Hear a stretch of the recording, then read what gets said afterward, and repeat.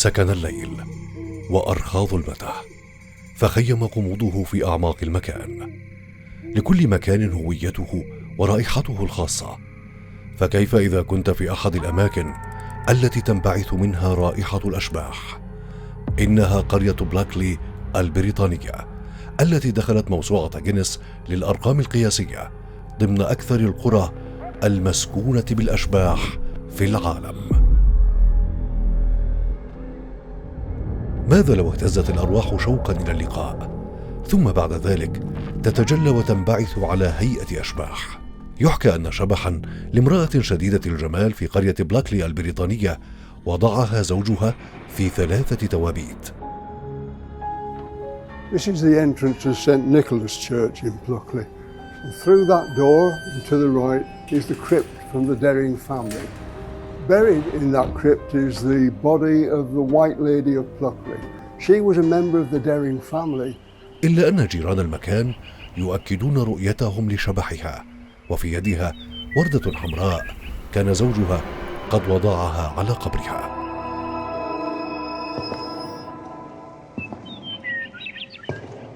I do believe in the devil and I do believe in evil spirits. I think that is very different to ghosts.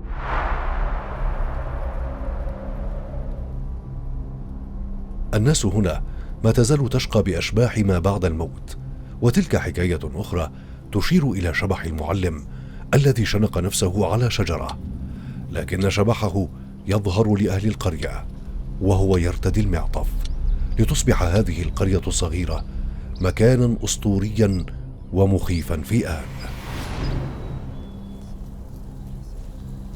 In the school late at night, quite often you can feel watched. Like you walk up, in the old school, you walk up the corridor and you sort of feel somebody's behind you.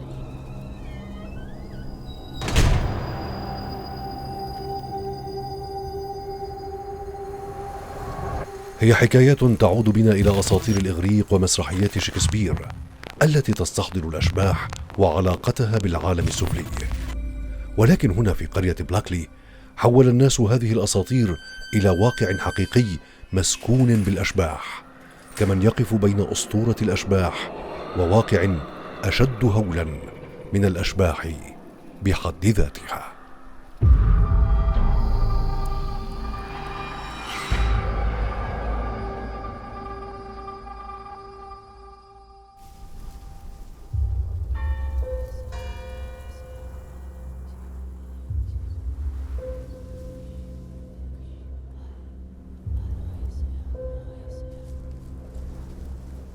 My name is Dennis Chambers and I'm here at Bluckley in front of the Church of St. Nicholas. The village has for many, many years now had a reputation of being the most haunted village in all of England. It has claimable 12 ghosts. These are listed ones, but over the years many more have been added, but none really substantiated. Going back in 1984, it became such a challenge to find out who these ghosts were that I eventually put together this little book called Haunted Bluckley. It's been here at the pub for many years, it's on sale. It's got the story of the 12 in it. So there's a wealth of history here about the ghost.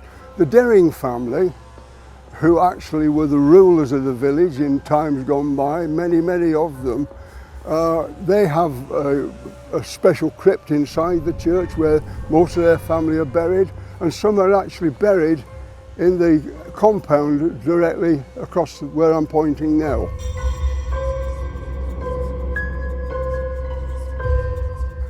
The ghost, as far as this churchyard is concerned, is the Red Lady. She is believed to be a lady who is seen usually in the evening time searching for the body of her dead child who was burnt to death many years ago. Another one is actually the White Lady who is buried in a crypt inside the church. The story of her is that her beauty was so tremendous that her husband had no wish when she died young to lose that beauty forever. And consequently, he had her laid to rest in a beautiful white gown with a red rose on her breast, buried in a triple-line lead casket. to help maintain the body from decomposition for as long as possible. That is the white lady buried inside the church itself. So 2 ladies buried here from the Dering family.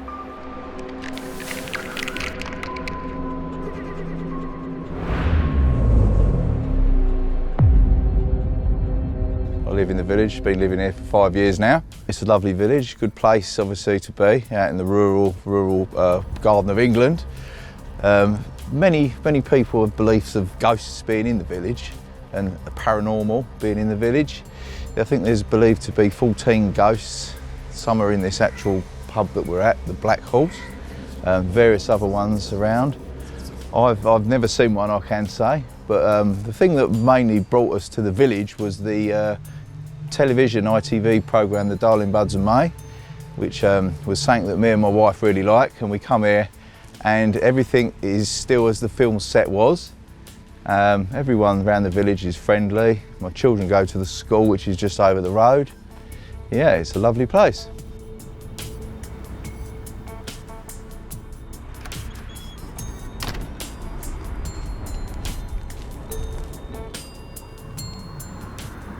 I chose this village because my wife was born here, and I was born in the next village, and so when I finished my service in the RAF, we got married, came here. The ghost story started up with a man who went to school with my father-in-law, and he made up stories, and he was George Saunders was his name, yeah, and he's written a book on Bluckley as well. This Saunders has written a book, and that's where they started from.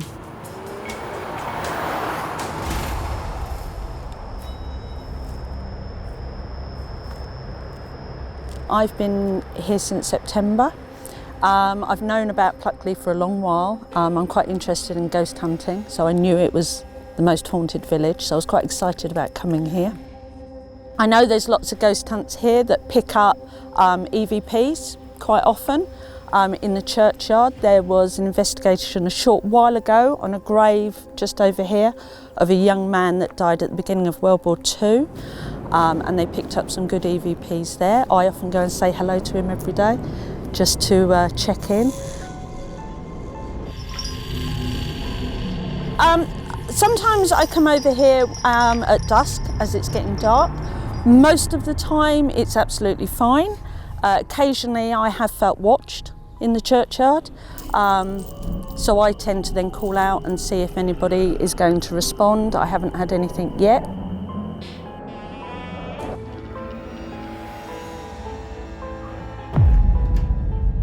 Church of St Nicholas is old.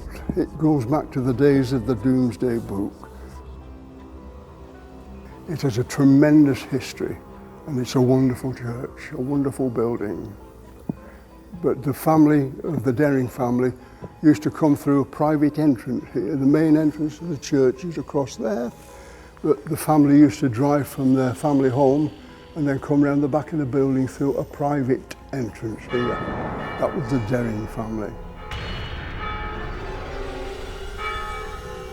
Yes, the grave of the White Lady will be beneath the floor inside this actually crypt area.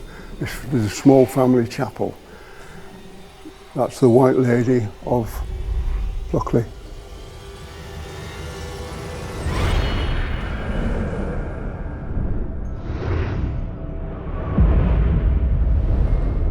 This was supposed to be the most haunted village in the country, and it was only like a half an hour train drive, so we thought we'd come over and see what it had, and then we found some things online about things that had happened, and yeah, we're just obviously looking around. We walked up Station Road and we walked past the gravestones, it was supposed to be haunted by like a monk.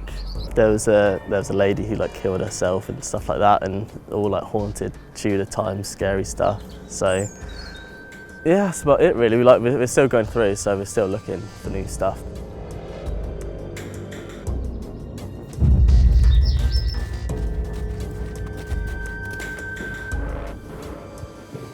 There you see large groups going around on their ghost tours, taken to various places around the city.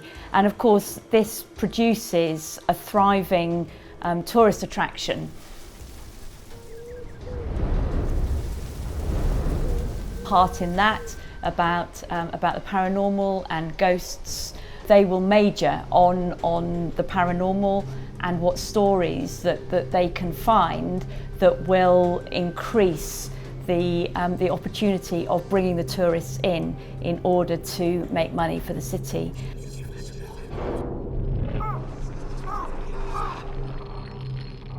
As the paranormal is always something that people are interested in and who are, want to find out more, that will always be a thing that will draw.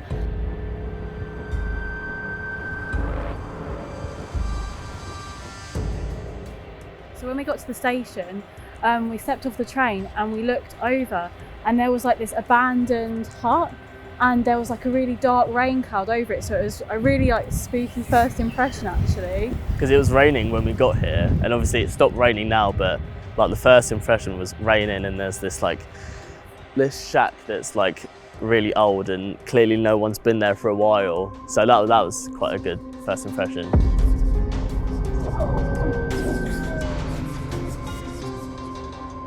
Halloween, over the last, I would say, 10-15 years, has become much bigger here in the UK. When I was growing up as a child, Halloween happened, obviously, and you saw a few pumpkins out and a few people going around trick-or-treating, but it wasn't very big at all.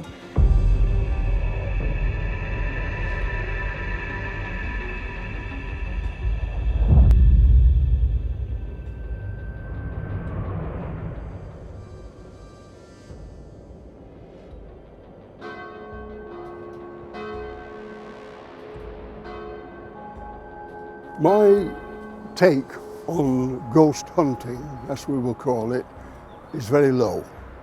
I don't believe in ghost hunting because I don't believe that you can hunt them. If you go to a place with a big reputation of having ghosts and sit there for hours on end, there's no guarantee you're going to experience something, but in your mind, because of the reputation you've listened to and come along to anticipate, you might have an experience of some kind, but it needn't necessarily be the meeting with a ghost. Ghosts are completely spontaneous. They will turn up when they want to. You can't bring them in, you can't drive them. Consequently, as I say, I am not a believer in going around churchyards and sitting there all night just hoping, haunted houses or anything else like that. They are there if they are there. You can't get past that.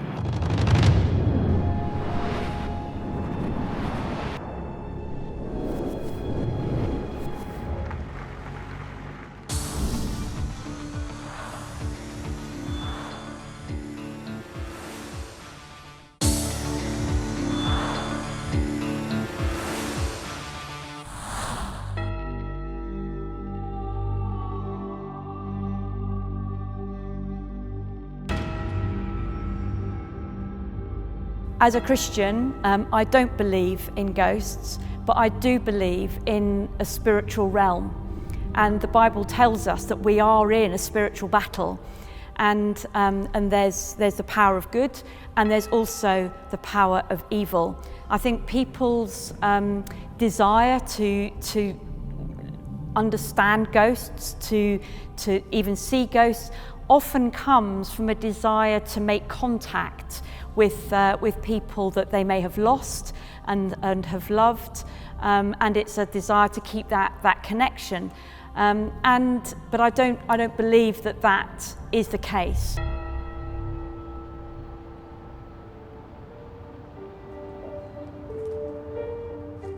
Now standing in front of the Black Horse Public House in the village of Bluckley, this was at one time, prior to being a public house, the estate agent for the Deerring family. It was from these premises that the whole estate was governed over a period of years. People would come in, visitors would come in, and they would casually sit around, have something to eat, something to drink.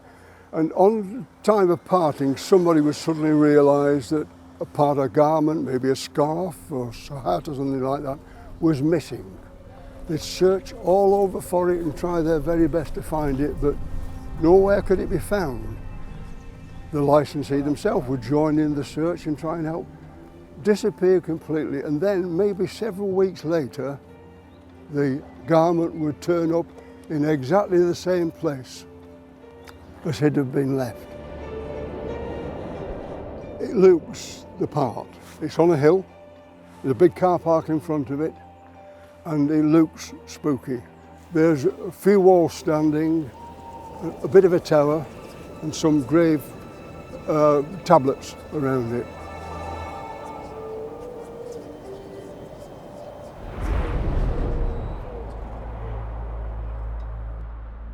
He told me that sometimes when he after work finished, he's sitting on the dinner table and watching TV, that he sometimes hears someone walking the stairs upstairs, but he never see anything, only hearing that someone coming upstairs.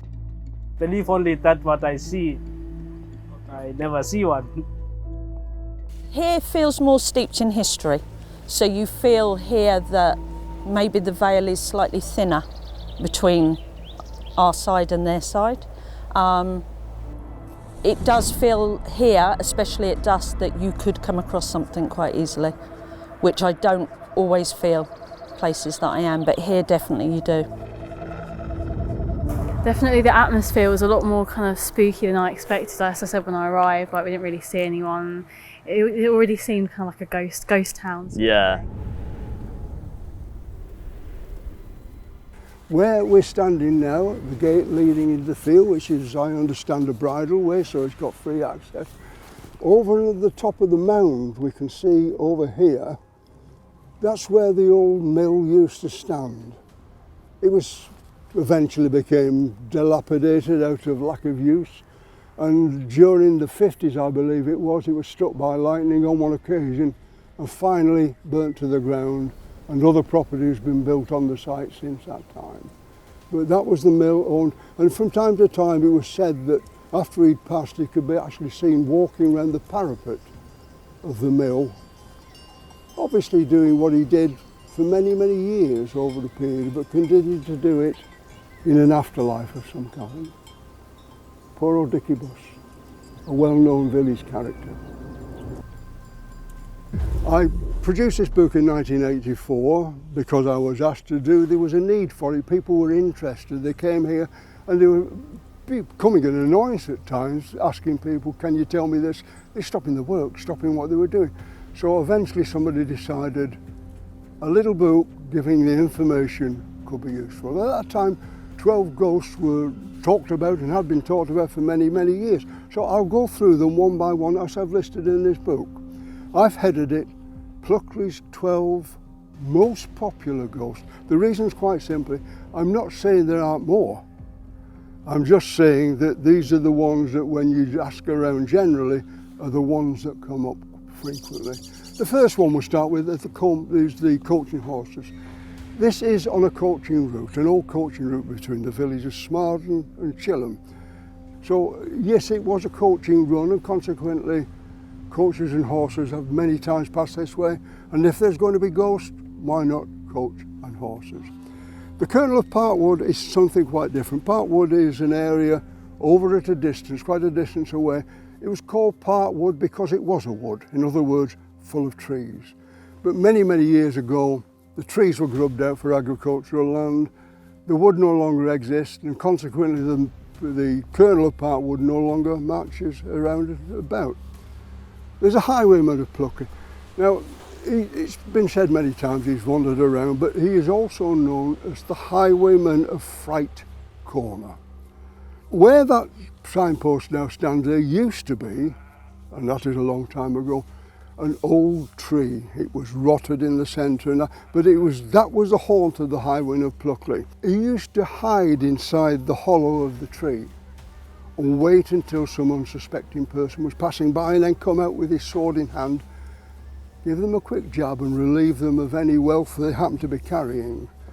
Sad for him, stories like that get around.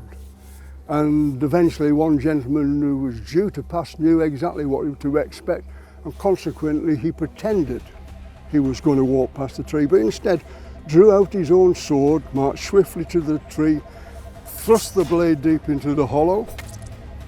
There was a scream. He withdrew the blade, it was sticky and red, obviously blood, and the highwayman of Bluckley in the flesh never bothered anybody else from that time onwards.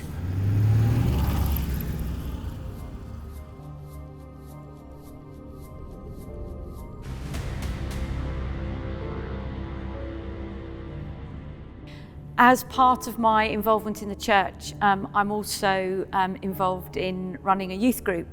So if any one of those young people came to me and said that they had been invited to a séance or to explore the occult, or that they believe that they have seen a ghost and talk to me about it, I would want to hear from them. I would want to listen. I will not just dismiss it.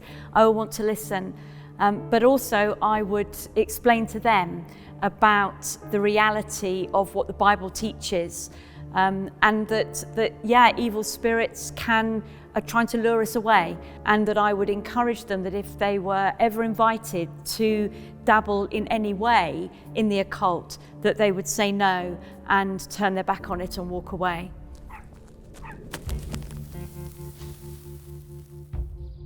No, I know where it originated from, so therefore, no. People like to make a bit of it. Very often the public house likes to make something of it. In my opinion, that there is no ghost.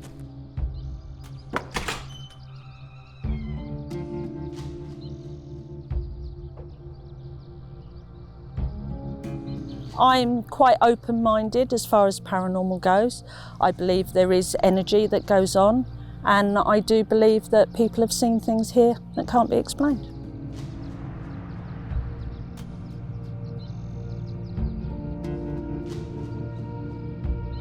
People in general tend to have an interest in ghosts, and therefore something which is old to people who've known them for years is new to somebody else. And so the stories, sadly, we've got to say, sometimes the stories grow and change and different emphasis put on them. But nonetheless, stories are stories. But most of them, like the Dicky Bus ones, are built from an historic fact. Dicky Bus was a living person, lived in the village, milled at his mill here, baked bread in the bakery in the village centre, and sadly passed on, like all of us do eventually, but carried on for as long as he could, visiting his own mill before it was finally taken away from him.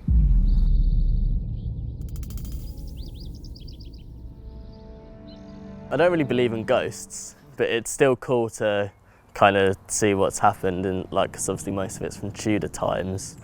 So it's nice to hear stories, and I guess there's always a possibility, but I don't believe in ghosts, but it's still like an interesting history about the people who used to live here and how they died and stuff like that. Yeah, no, I don't believe in ghosts, but maybe I'll be proved wrong today. Maybe I'll see one, who knows?